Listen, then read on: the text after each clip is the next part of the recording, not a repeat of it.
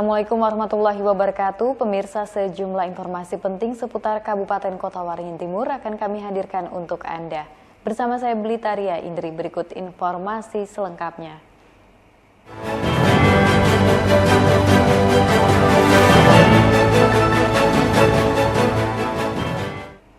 Pemirsa, puluhan calon guru penggerak Angkatan 10 di Kabupaten Kota Waringin Timur menampilkan berbagai karya hasil pembelajaran selama 6 bulan terakhir.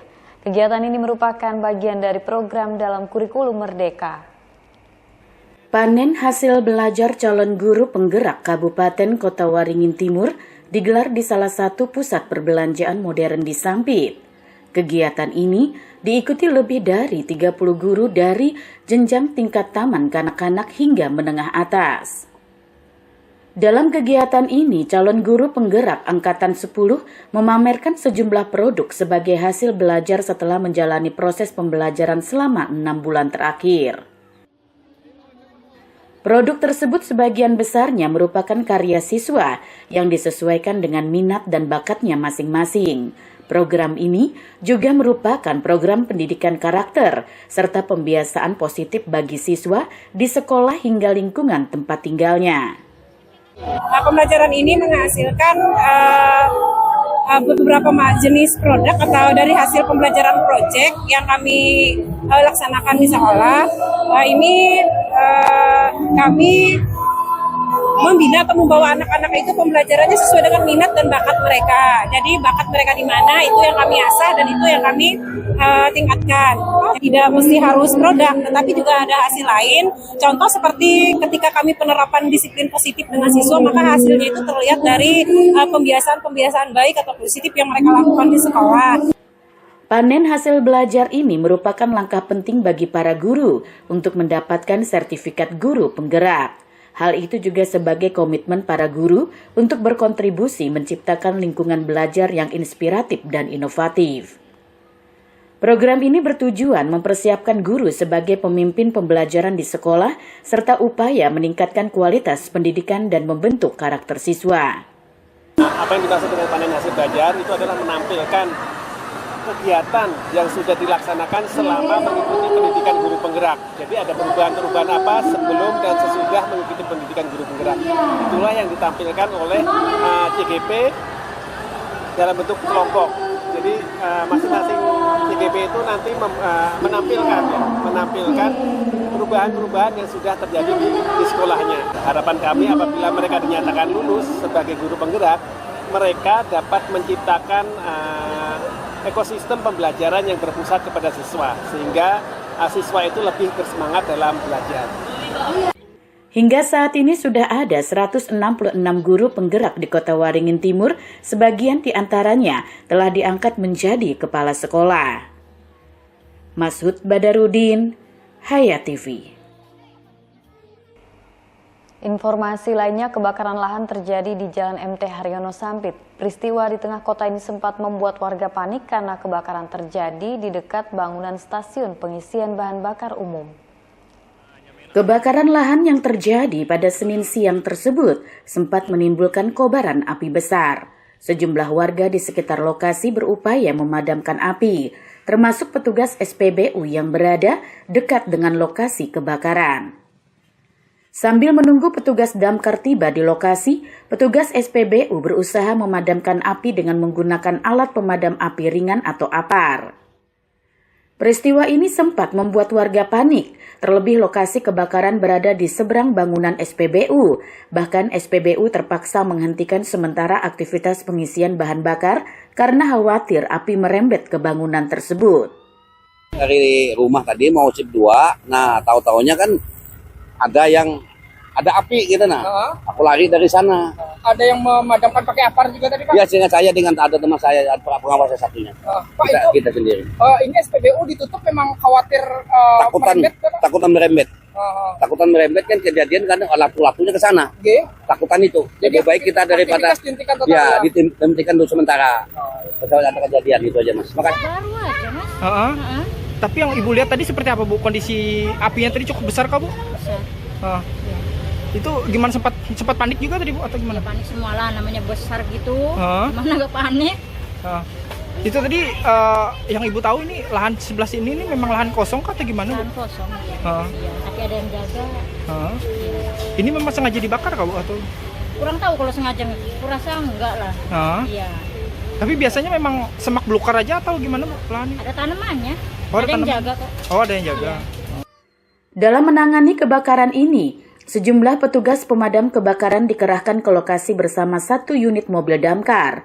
Pemadaman juga dibantu oleh petugas pemadam swadaya. Belum diketahui pasti penyebab kebakaran lahan. Petugas menduga ada unsur kesengajaan dalam peristiwa tersebut. Ya, alhamdulillah tidak ada kendala. Bisa dipadamkan dengan waktu yang singkat karena api tidak terlalu besar. Sudah mengecil lah apinya. Kalau penyebab kebakaran mungkin itu faktor disengaja, entah pembersihan lahan atau untuk pertanian. Itu menurut informasi dari masyarakat.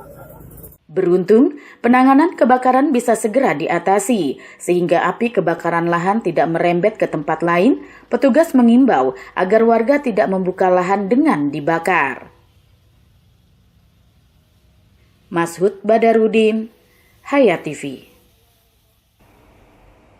Pemirsa, Komisi Pemilihan Umum Kabupaten Kota Waringin Timur pada Senin siang kembali menerima logistik untuk pemilihan kepala daerah.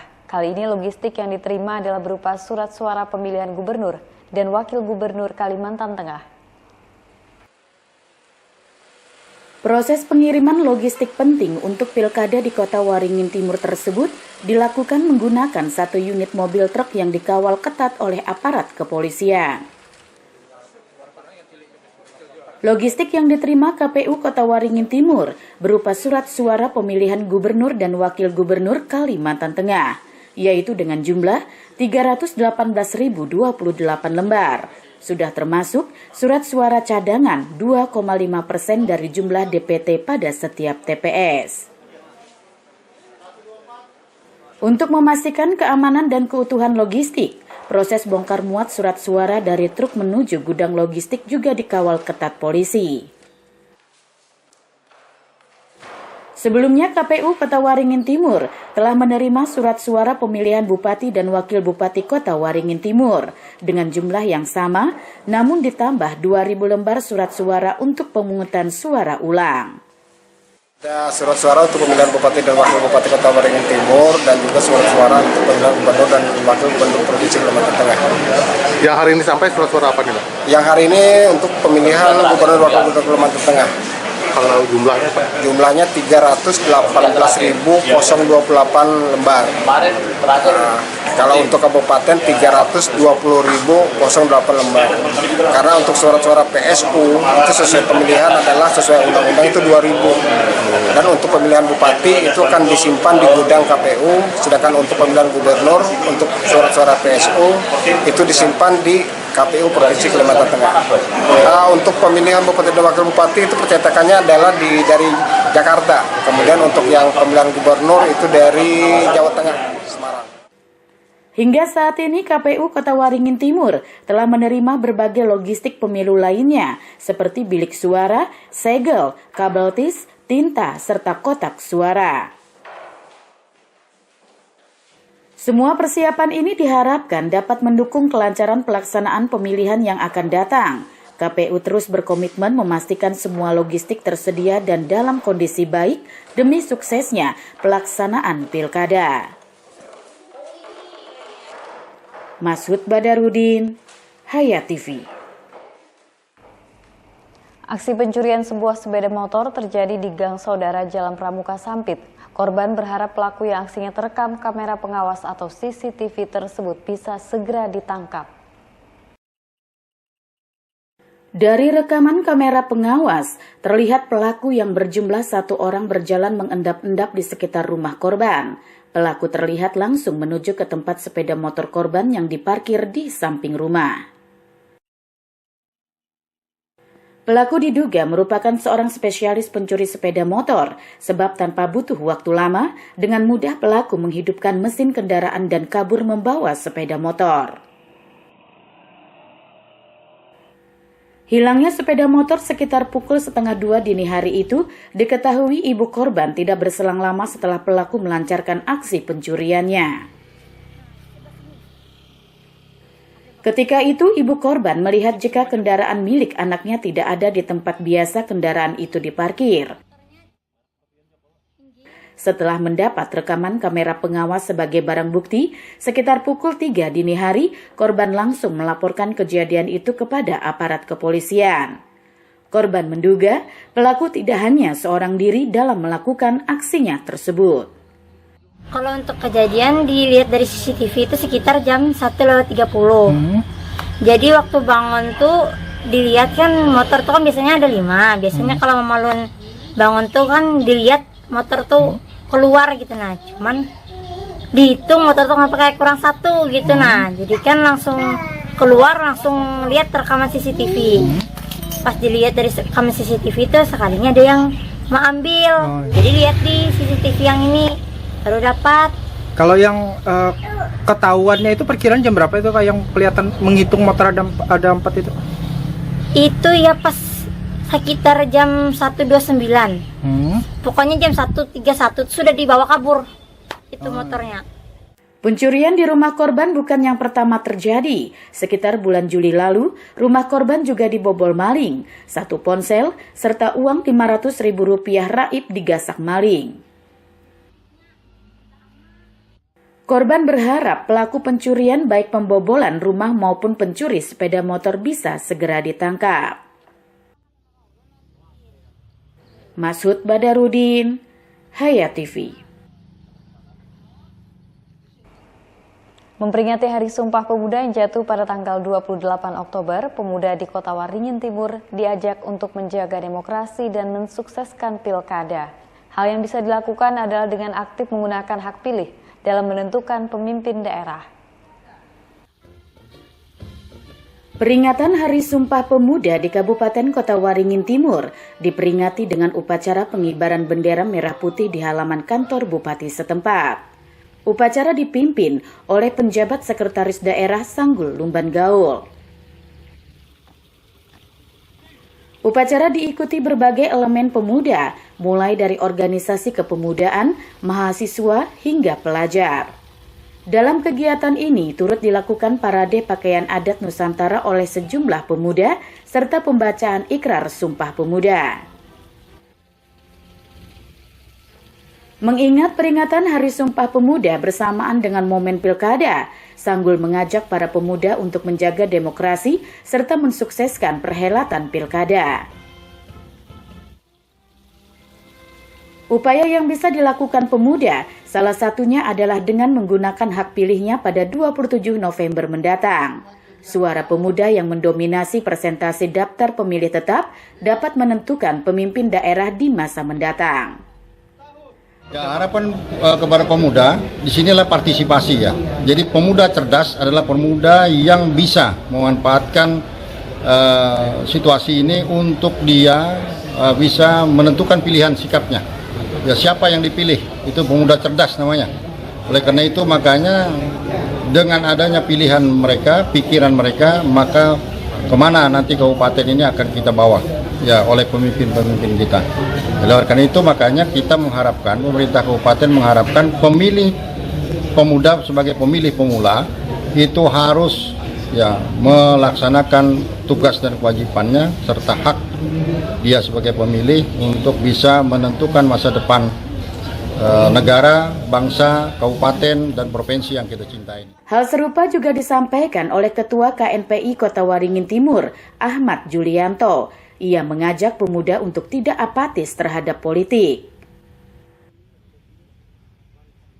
Terhadap siapapun nantinya kepala daerah yang terpilih diharapkan mampu membawa kemajuan bagi daerah, serta dapat membuat kebijakan yang mengakomodir kepentingan pemuda secara umum.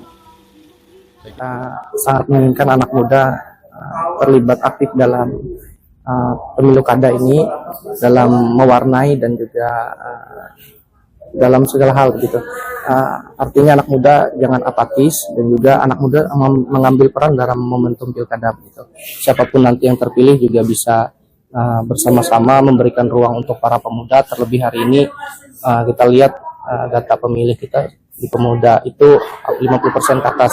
Jadi harapannya siapapun terpilih nanti bisa mengakomodir kepentingan anak muda, baik di komunitas, di organisasi maupun kebijakan pengembangan pemuda secara umum. Peringatan Sumpah Pemuda juga diharap menjadi momen persatuan dalam setiap aspek kehidupan. Dengan semangat itu, diharap pemuda dapat menjadi garda terdepan dalam mewujudkan demokrasi yang sehat. Mashud Badarudin, Hayat TV.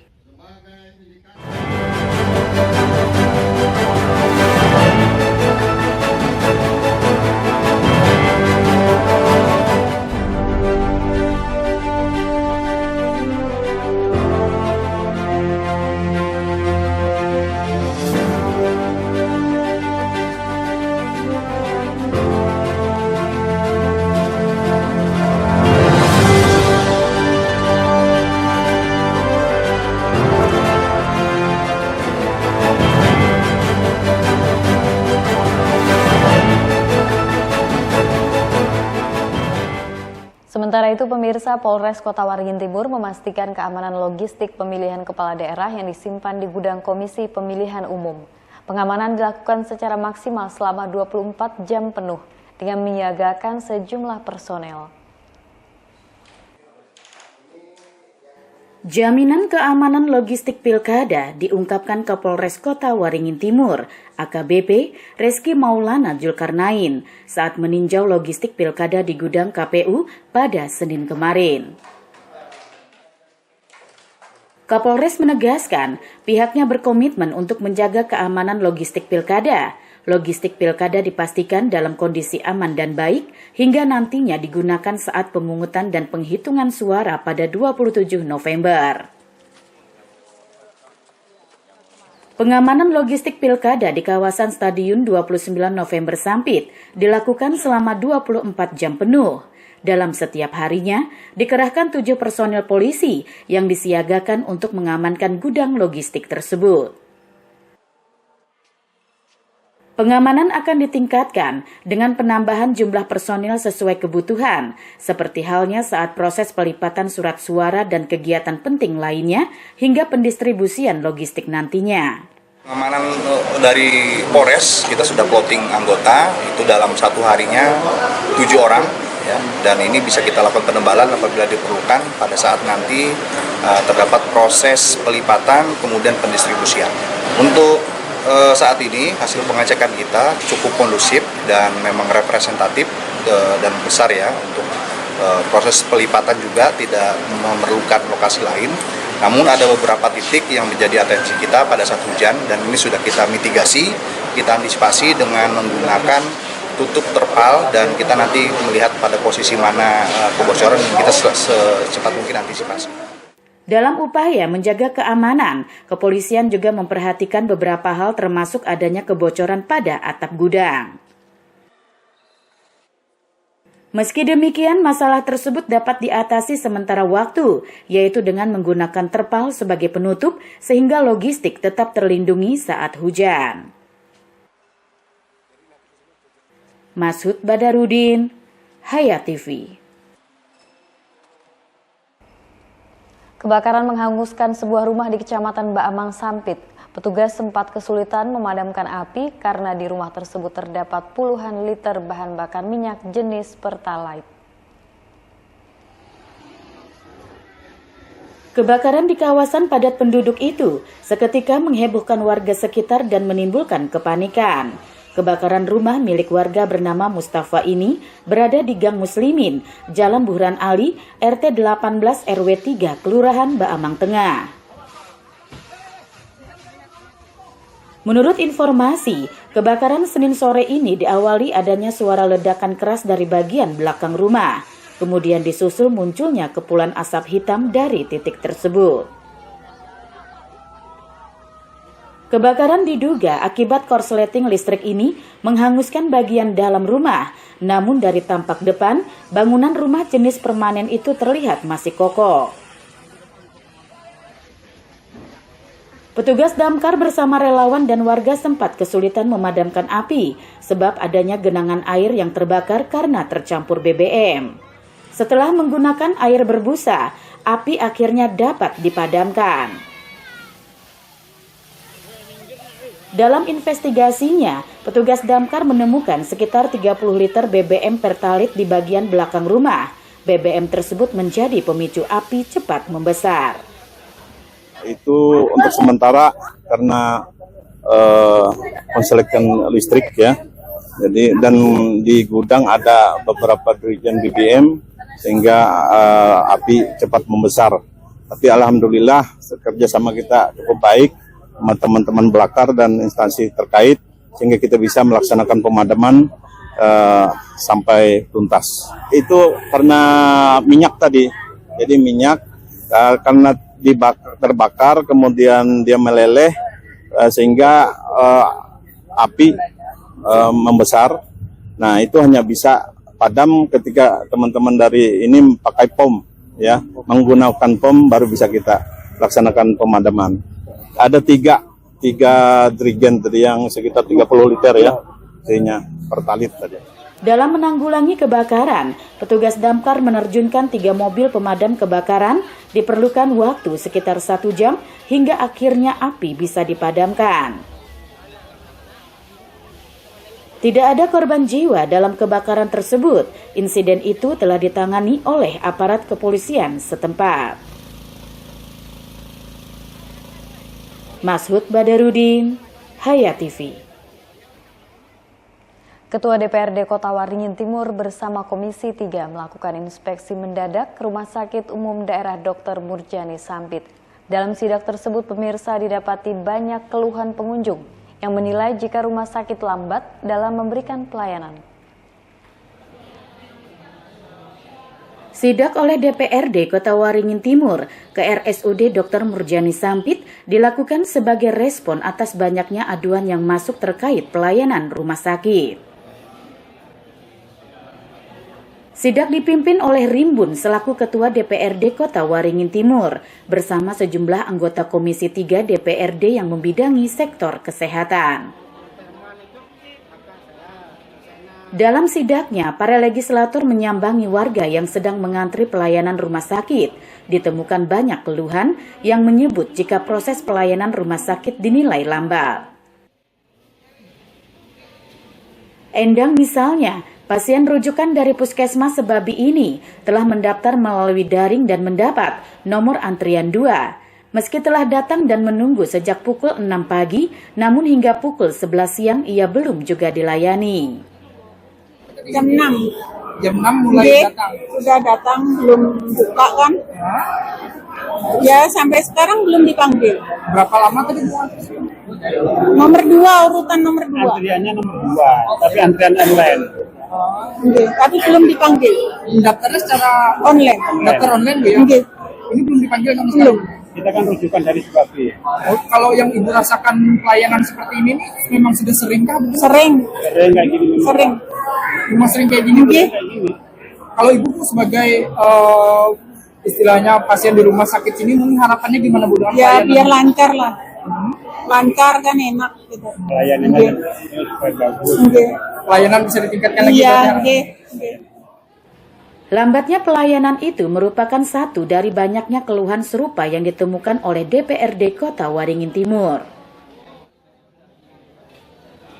Menanggapi hal itu, DPRD berencana mengadakan rapat dengar pendapat dengan pihak rumah sakit. Pertemuan itu untuk menggali lebih dalam penyebab banyaknya keluhan masyarakat serta mencari solusi untuk meningkatkan kualitas pelayanan rumah sakit. Jelas kita sudah banyak mendengar keluhan dan sekaligus harapan dari pasien tadi, antara lain adalah masalah sistem. Sistem ini mulai dari peliputan masalah mendaftar ketika mendapatkan pelayanan sampai kepada ketika mengarah kepada pengambilan resep obat-obatan. Ada pasien tadi mengatakan bahwa obat itu bisa sampai jam 4 sore baru bisa diambil.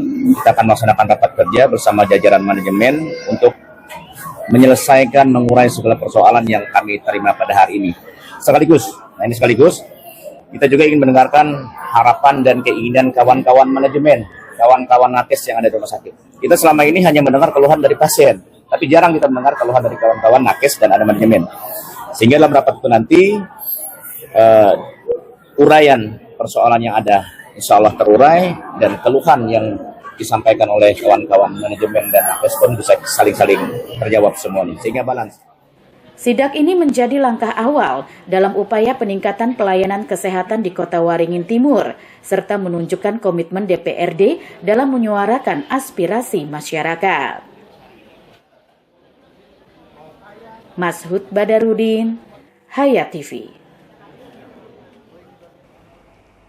Informasi dari Kabupaten Kota Waringin Barat, pemirsa, sebagai rangkaian hari jadi Kabupaten Kota Waringin Barat yang ke-65 tahun 2024, Pemkab Kobar menggelar Kobar Expo yang berlangsung selama sepekan, mulai tanggal 26 Oktober hingga 2 November di Stadion Sampuraga Pangkalan Bun.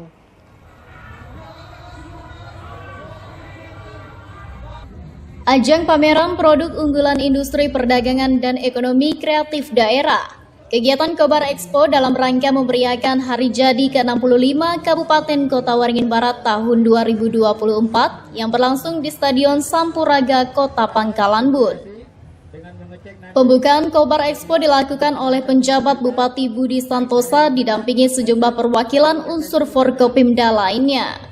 Pembukaan Kobar Expo ditandai dengan pemukulan gong oleh PJ Bupati. Usai membuka kegiatan tahunan ini, penjabat Bupati Budi Santosa bersama dengan rombongan juga melakukan peninjauan tenda stand pameran para pelaku UMKM hingga stand pameran SOPD, instansi, dan dunia usaha lainnya. Kegiatan Kobar Expo ini dapat menjadi ajang yang baik bagi pelaku usaha dan perangkat daerah untuk memperkenalkan dan mempromosikan ragam produk usaha, hasil pembangunan, inovasi, hingga potensi daerah. Pesertanya untuk instansi BUMD, BUMN swasta itu ada 65, kemudian untuk UMKM sekitar 94 pelaku UMKM. Kita untuk menunjukkan daerah UMKM dari kita, jadi kita berikan ruang untuk memberikan pemasaran ya, dan juga perkenalan dari produk-produk mereka, termasuk juga OPD swasta dan lain-lain, itu bisa menunjukkan hal-hal yang mereka kerjakan dalam rangka pembangunan di Kota Waringin Barat. Kobar Expo tahun 2024 ini berlangsung dalam sepekan. Selain pameran, pembangunan juga diisi pertunjukan sejumlah kesenian tradisional dan modern hingga panggung hiburan untuk masyarakat Kobar. Tim Liputan SBTV. Polres Kota Waringin Barat melaksanakan kegiatan donor darah secara serentak sebagai bagian dari perayaan Hari Jadi Humas Polri yang ke-73. Acara ini berlangsung di kantor cabang Palang Merah Indonesia Kobar pada hari Senin kemarin.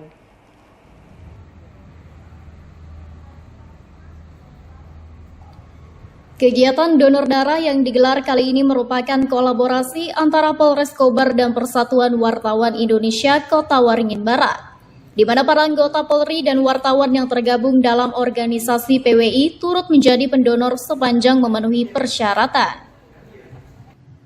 Kapolres Kobar AKBP Yuswandi Usman mengatakan bahwa pihaknya melaksanakan bakti sosial donor darah bekerja sama dengan PWI Kobar dalam rangka Hari Humas Polri yang ke-73. Karena sinergi Polres dengan awak media berjalan dengan baik, terutama untuk pemberitaan Kamtibmas dengan wartawan yang tergabung di PWI maupun wartawan lainnya. Kemudian dia menyampaikan harapannya dengan kegiatan bakti sosial donor darah ini dapat memberikan manfaat untuk ketersediaan stok darah di PMI bagi rumah sakit yang membutuhkan. Di hari ini kita dari Polres Kota Waringin Barat bekerja sama dengan rekan-rekan dari PWI Kabupaten Kota Waringin Barat melaksanakan kegiatan bakti sosial donor darah dalam rangka Hari Ulang Tahun Humas Polri yang ke-73. Dan kami harapkan kerjasama selama ini yang sudah berjalan antara kepolisian dan juga dengan media, khususnya rekan-rekan dari PWI, juga rekan-rekan dari organisasi wartawan yang lain, organisasi media lain, kita bisa terus bersinergi untuk sama-sama memberikan berita-berita positif kepada masyarakat dan juga memberikan suasana situasi Kamtibmas yang lebih baik melalui tulisan dan berita dari rekan-rekan kepada masyarakat. Selain itu, dengan kegiatan donor darah ini, Kapolres Kobar berharap dapat memberikan manfaat bagi masyarakat khususnya di Kabupaten Kobar. Tim Liputan SBTV. Demikian pemirsa, informasi tadi menutup perjumpaan kita kali ini. Mewakili kerabat kerja yang bertugas, saya Blitaria Indri mohon undur diri dari hadapan Anda. Sampai jumpa, wassalamualaikum warahmatullahi wabarakatuh.